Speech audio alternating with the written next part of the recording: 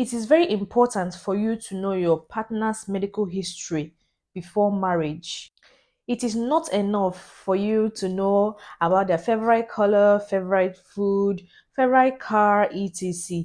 It is equally very, very important for you to know about their medical histories. Okay, so in this video, we are quickly going to be talking about very important investigations or tests you need to carry out before you get married. Number one test is the fertility test. Of course, people who are going into marriage would one day like to have kids. So it is very, very important for you to know if you are actually fit to give birth in future, if you're actually fit to impregnate your wife. So for a man, you can go for semen analysis to know whether you have viable semen, to know whether your semen is in good shape, and if you have enough quantity, and if the quality of your sperm is good enough to impregnate. As for the woman, you need to go for an ovulation test because it is only when you ovulate that you can get pregnant. So you need to check if your eggs are viable, if you are able to ovulate. Okay. So once you've done this test and everything is fine, you're good to go. The next test is the blood group and the resource factor.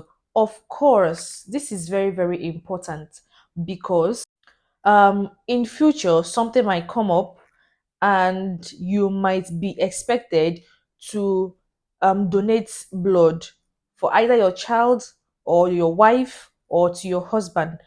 So the main reason why we are checking blood group and resource factor compatibility is mainly because of your future children.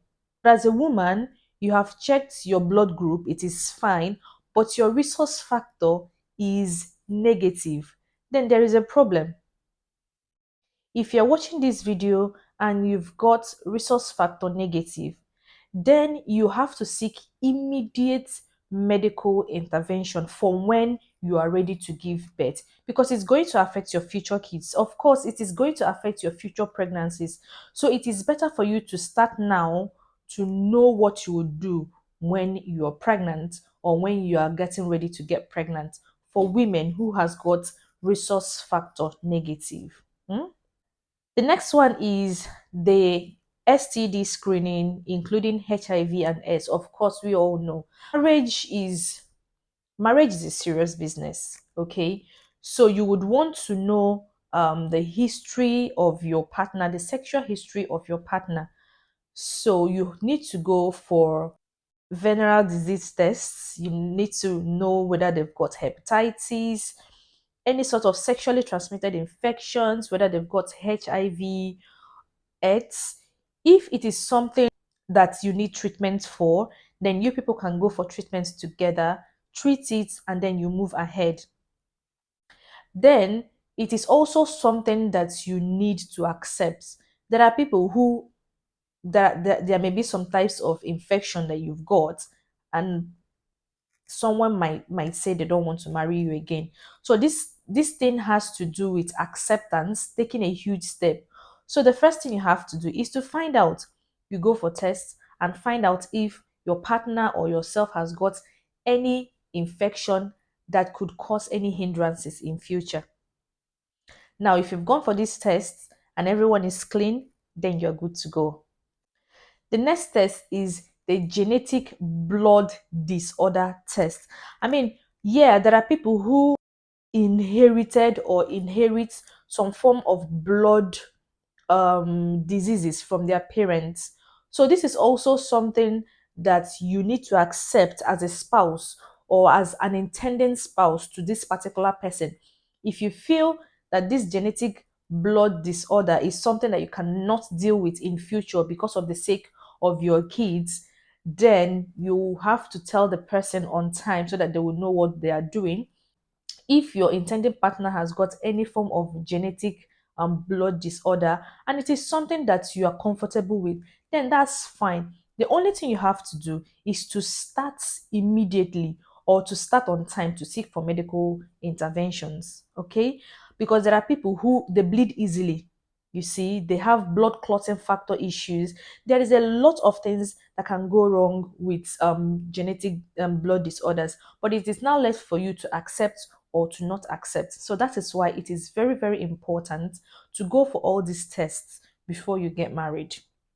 The next test you need to carry out before you get married is the genotype test. Of course, we all know the genotype test. It is very, very important for you to know your genotype and also for your partner to know your genotype and for you to know your partner's genotype as well. Whether you are AA, you need to know whether you are AS, you need to know whether you are SS, just so you know what you're going to do. This particular test, this particular one, genotype test, is one of the very, very, very important tests that you need to check. In fact, before you date someone up to the point of getting married to the person, you should know the person's genotype.